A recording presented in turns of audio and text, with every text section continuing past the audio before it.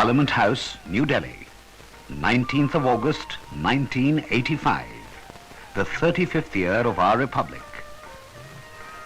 14 founding fathers of the Indian Constitution called on the Speaker of the Lok Sabha, Mr. Balram Jharkhar. The past 35 years have been the years of trial and tribulation. The Constitution framed by them has stood the test of time and become the bedrock of India's progress and unity. It is the embodiment of the hopes and aspirations of the people as a whole, because it was the fulfillment of the people's striving for independence. The adoption of the Constitution of India was the culmination of a 90-year-long struggle for independence. For several years, the Congress had been demanding the right of the Indian people to frame their own constitution. In 1928, a committee was set up under the chairmanship of Motilal Nehru to lay down the principles of a constitution for India. The constitution recommended by the Nehru Committee envisaged a federal system of government with residuary powers vested in the center and joint mixed voters for the Houses of Representatives and the provincial legislatures.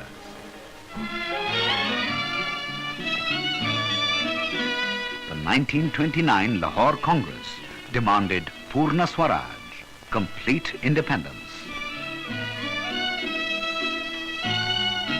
In 1934, the Congress reiterated its demand for a Constituent Assembly to be elected on adult franchise for shaping the destiny of the Indian people.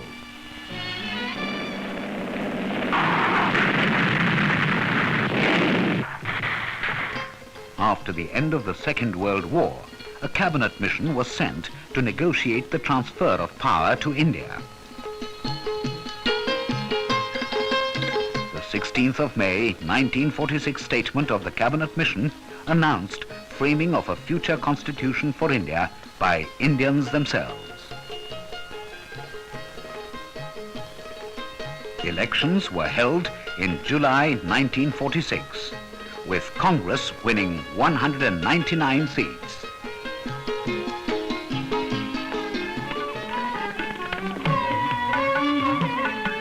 The Constituent Assembly met at Delhi on the 9th of December 1946. It was an impressive assembly of 207 eminent leaders and brilliant legal minds of the era. The Muslim League and a majority of the princely states abstained. Dr. Rajendra Prasad was elected as the permanent chairman. Welcoming the election, Sarvapalli Radhakrishnan said, "He is the suffering servant of India, of the Congress, and incarnates the spirit for which this country stands." Bulbul-e-Hind, the nightingale of India, to address us.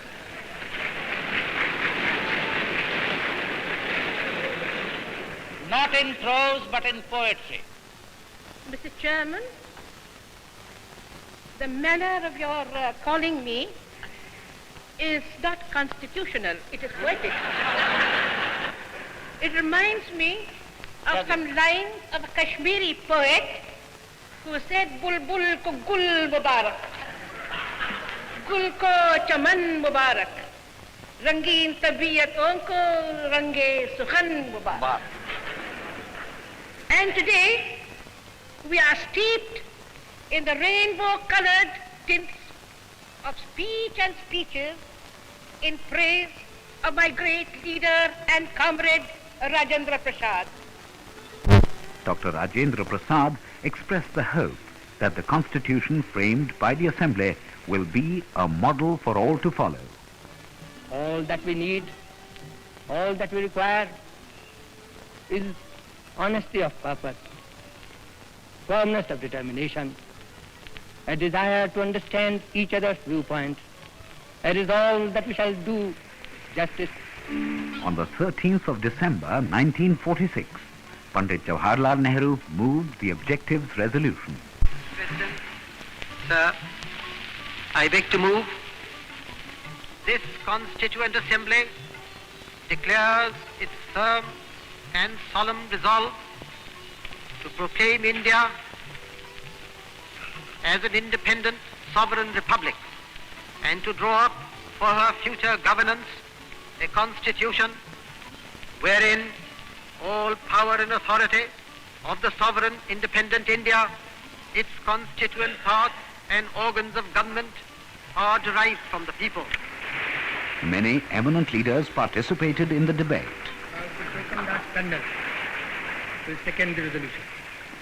सभापति जी, जो प्रस्ताव आपके सामने मेरे भाई पंडित जवाहरलाल नेहरू ने रखा है, मैं उसका समर्थन करता हूं। Dr. Shama Prasad Mukherjee.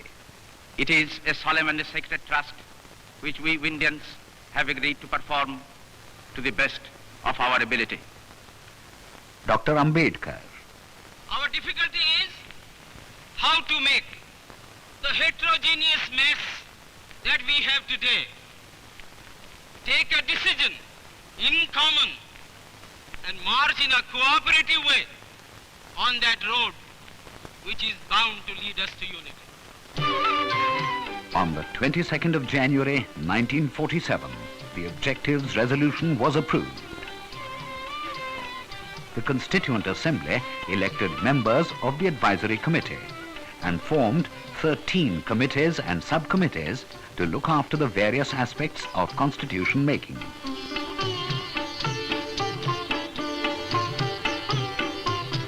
On the 2nd of June 1947, the partition of India was accepted by the Congress and the Muslim League. Deliberation of the Constituent Assembly continued on the basis of the Objectives Resolution.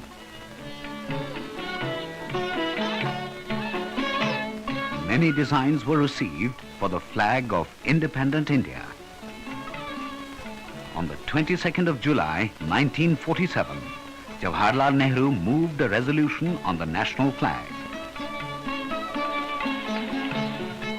Resolved that the national flag of India shall be a horizontal tricolour of deep saffron, kesari, white and dark green in equal proportion. In the center of the white band, there shall be a wheel in navy blue to represent the charkha. On the 14th of August 1947, President of the Assembly, Dr. Rajendra Prasad, proposed that the Constituent Assembly of India has assumed powers for the governance of India and that the Constituent Assembly of India had endorsed the recommendation that Lord Mountbatten be the Governor-General of India from 15th of August 1947. The proposals were accepted by the Assembly. On the night of 14th and 15th of August 1947, Jawaharlal Nehru moved the resolution on India's independence. Long years ago, we made a tryst with destiny, and now the time comes when we shall redeem our pledge, not wholly or in full measure, but very substantially.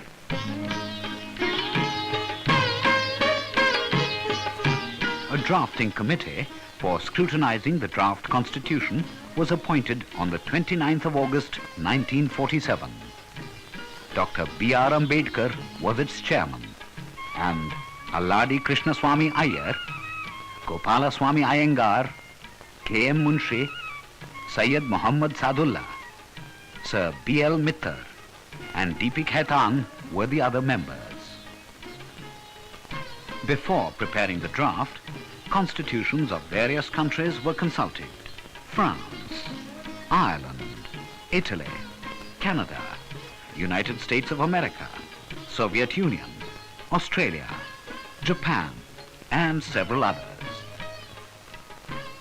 On the 4th of November 1948, Dr. Ambedkar introduced the draft constitution in the Assembly.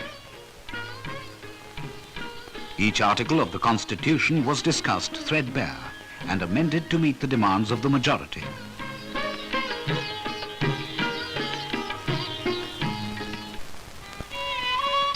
4 members from Jammu and Kashmir, headed by the Prime Minister Sheikh Abdullah, joined the Constituent Assembly in June 1949.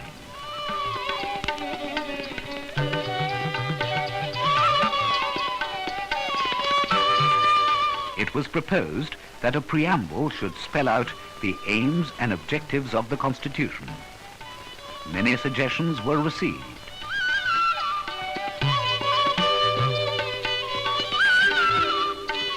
Mr. Subbarao from Vijayawada wrote, "A new aim called prosperity may be included with a Sanskrit verse.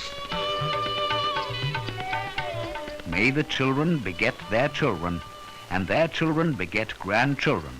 Let the poor be rich." The preamble spelt out the aspirations, rights, and responsibilities of the citizens of India.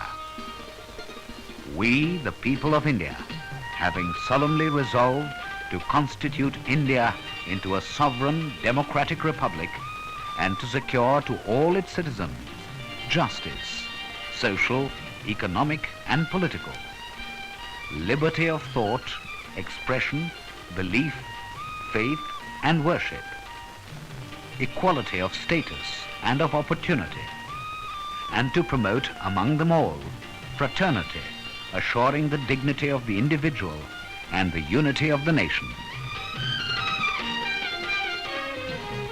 Article 1 of the draft Constitution was taken up on the 15th of November 1948.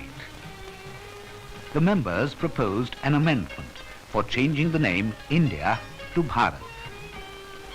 The article was amended to read, "India, that is Bharat, shall be a union of states." The Constitution lays down the qualifications for citizenship of India. At the commencement of this Constitution, every person who is a domicile in the territory of India and who was born in the territory of India, or either of whose parents was born in the territory of India, shall be a citizen of India. Fundamental rights were framed with utmost care.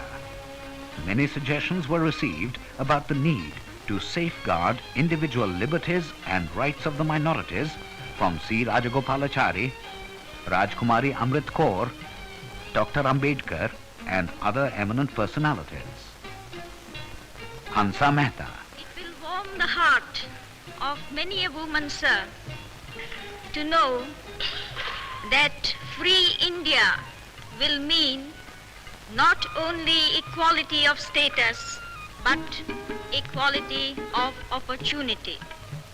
The Constitution guarantees the state shall not deny to any person equality before the law or the equal protection of the laws within the territory of India. The state shall not discriminate against any citizen on grounds only of religion, race, caste, sex, place of birth, or any of them.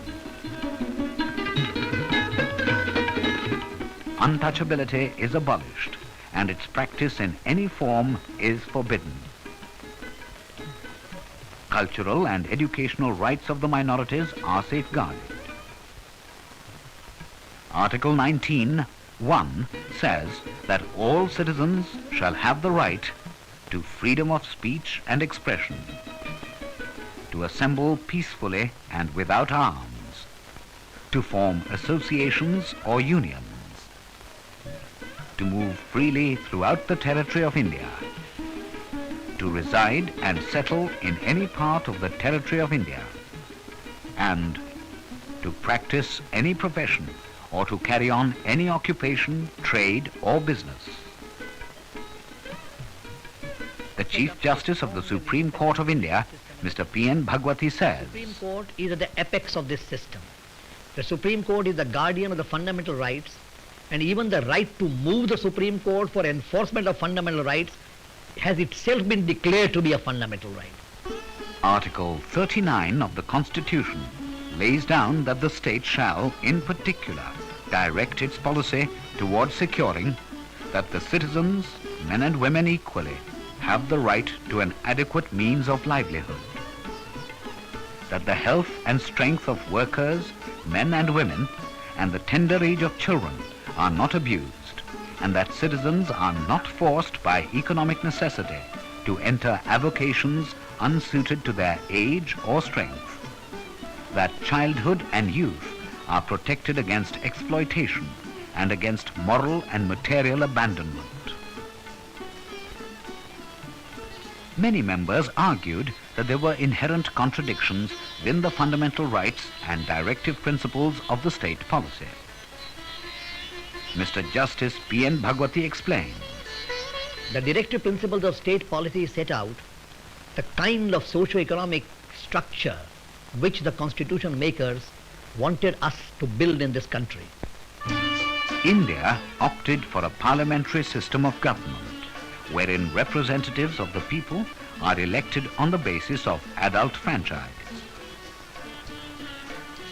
There shall be a parliament for the Union, which shall consist of the President and 2 houses, to be known respectively as the Council of State and House of the People, the Rajya Sabha and the Lok Sabha.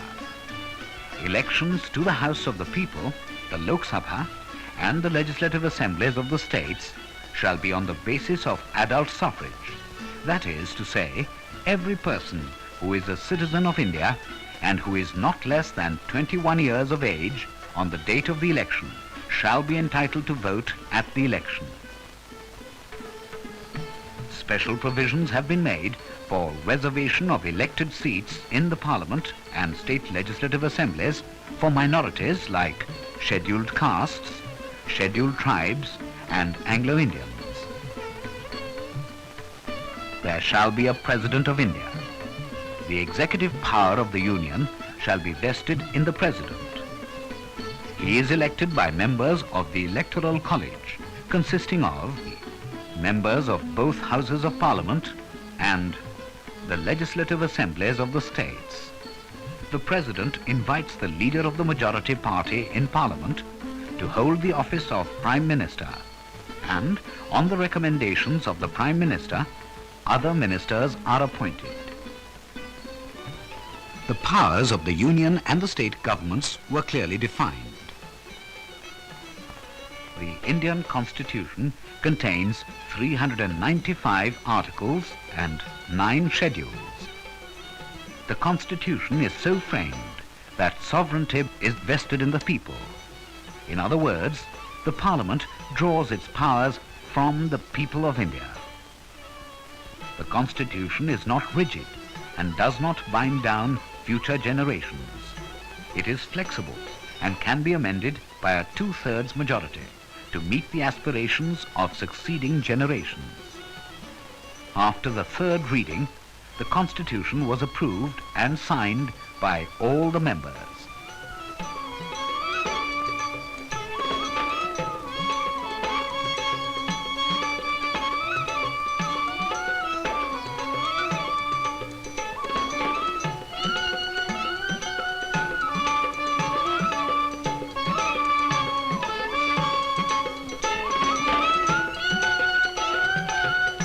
On the 26th of November 1949, Dr. Rajendra Prasad, the President of the Assembly, put his signature and seal to the Constitution.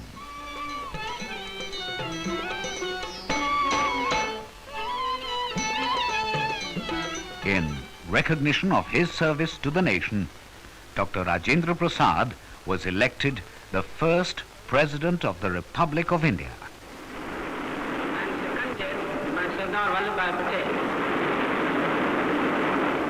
Under Sub-Rule 1 of Rule 8 of the President of India Election Rules, I hereby declare the Honorable Dr. Rajendra Prasad to be duly elected to the office of President.